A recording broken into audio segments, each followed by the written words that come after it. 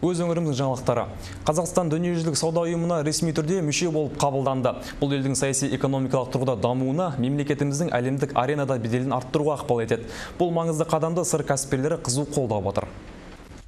Еліміздің дүниежүзілік сауда ұйымына мүше болу отандық тауарлардың әлемдік нарыққа шығуына жол ашатын үлкен мүмкіндік.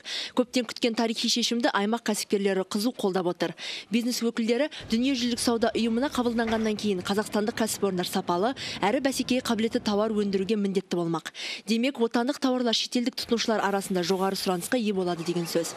Осы арқылы көптеген өндірістің жұмысы ілгерілеп, дамудың жаңа кезеңіне шығады. Мүше болғаннан кейін біздің халқымыз үшін, еліміз үшін көптеген жақсылықтар болады. Себебі мынау озық технология, жаңа үлгідегі станоктар, машиналар, олардың бәрін біз шетелден арзан бағаға алатын боламыз.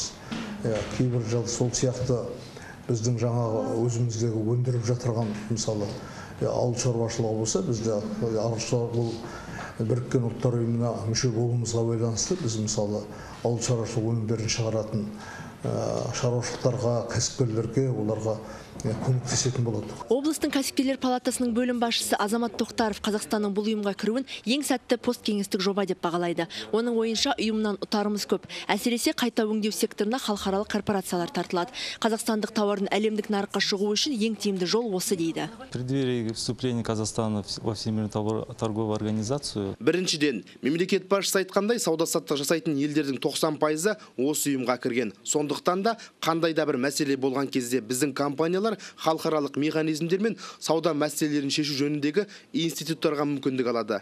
Екіншіден, дүниежүзілік сауда ұйымы Қазақстанға сауда-саттықтың жалпы және заманауи талаптарын сақтауға көмектесетін халықаралық қауымдастық.